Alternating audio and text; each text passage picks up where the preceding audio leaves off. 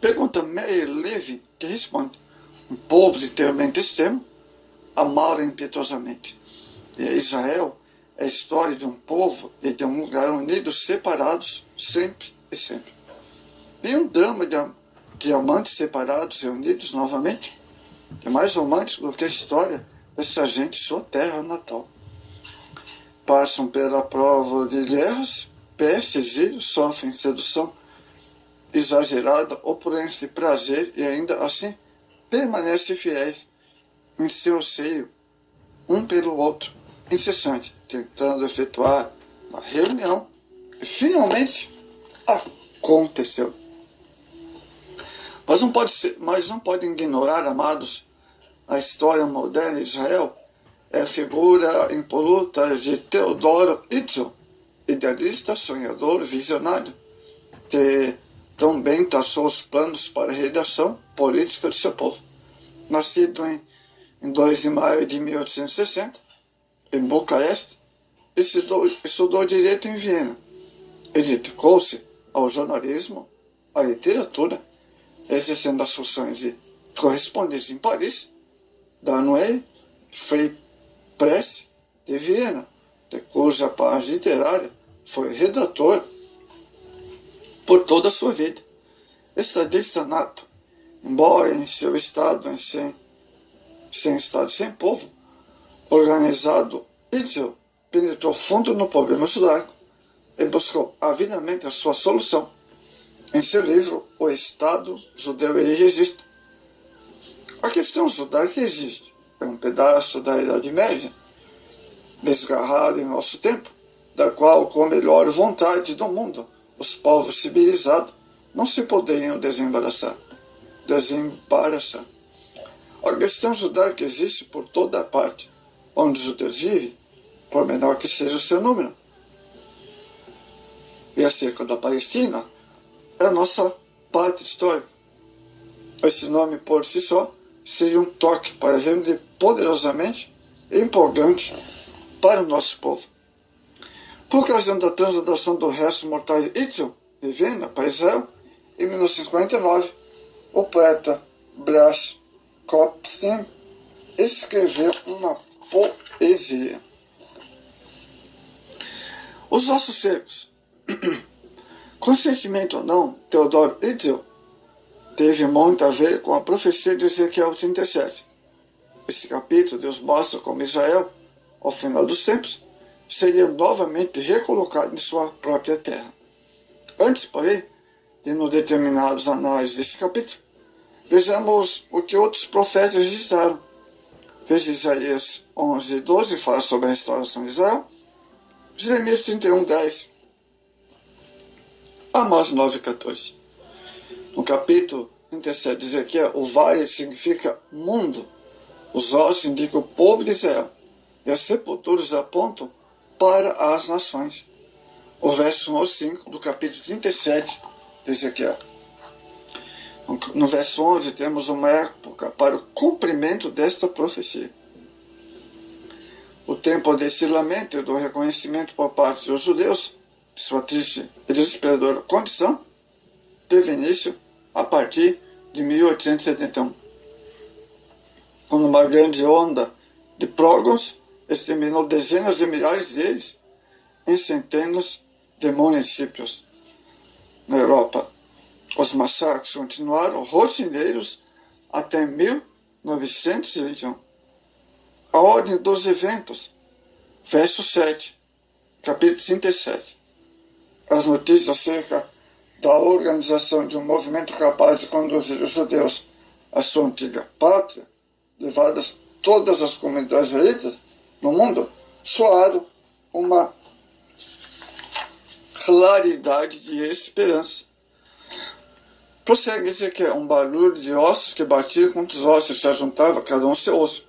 Aqui vemos o movimento, o reboliço dos ossos, ou seja, a preparação para a viagem da terra dos primeiros colonos israelitas que tiveram que enfrentar grandes dificuldades.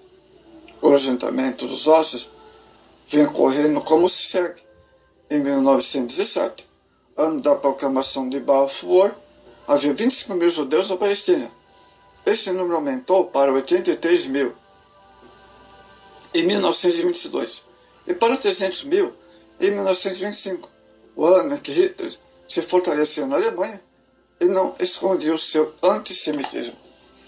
No ano de 1937, a população israelita na Palestina já era de 430 mil. 2 anos depois, a Inglaterra proibiu a entrada de judeus na Terra Santa, deixando dessa forma à mercê da guerra.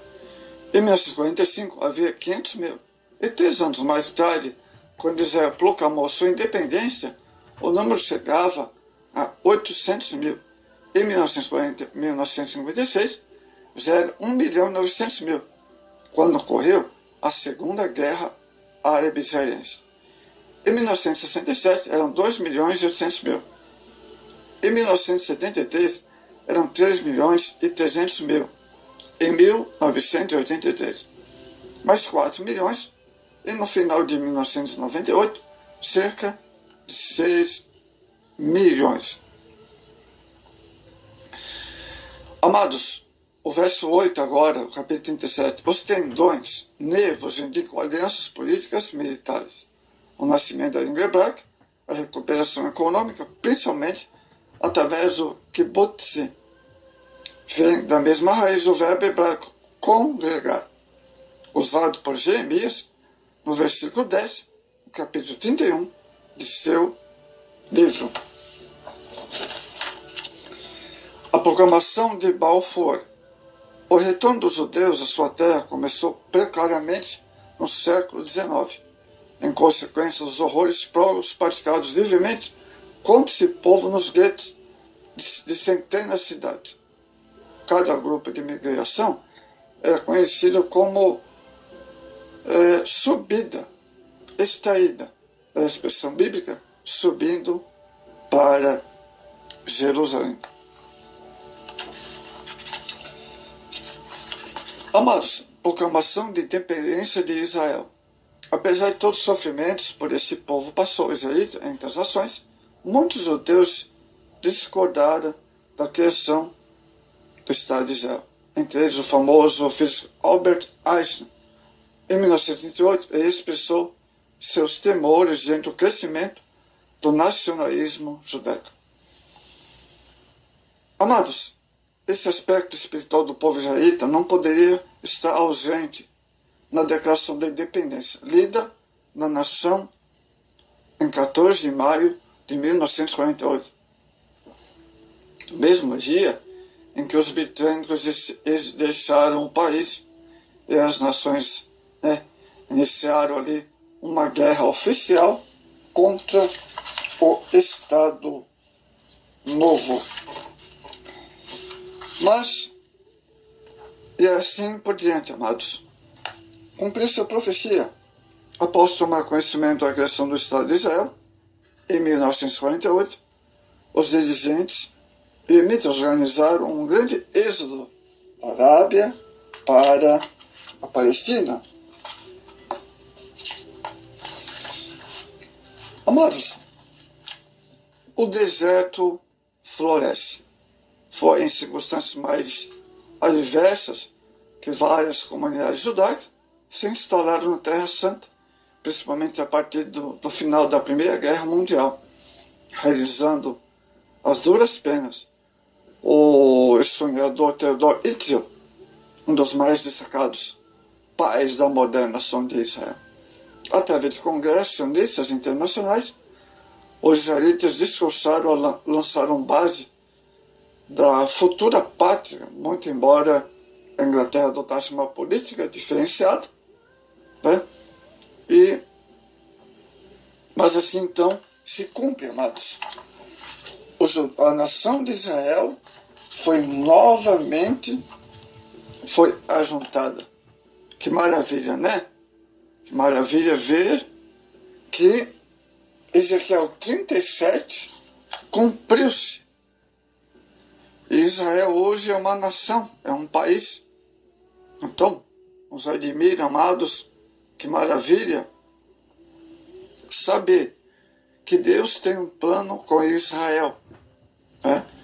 Deus, ele cumpriu e novamente Israel estão reunidos, né? Restaurados. A nação de Israel é restaurada novamente à sua pátria. Os dispersos e regressos, tanto as profecias sobre a dispensação do povo de Israel entre as nações, quanto as referentes profecias do retorno à sua terra, têm tido seu fiel cumprimento, hein? Glória a Deus. Jeremias 24, 6 e Ezequiel 36, 24 e 28. A reunião progressiva de Israel em sua terra. Há duas importantes reuniões de Israel na sua terra, que mostram a veracidade bíblica. A primeira diz respeito ao sentimento da volta ao lar que tiveram todos ali despertos pelas nações. Esse sentimento tornou-se forte com o movimento sionista iniciado em 1897. Em 1948, Israel já está bem instalado na Palestina. E sua proclamação pela ONU como Estado foi o clímax da efetivação da promessa divina quanto ao seu retorno. O sinal de Israel é revelado à igreja pelo seu esplêndido florescimento na Terra Santa, que Deus lhe prometera, a figueira brotando, e pela sua influência na marca dos acontecimentos mundiais.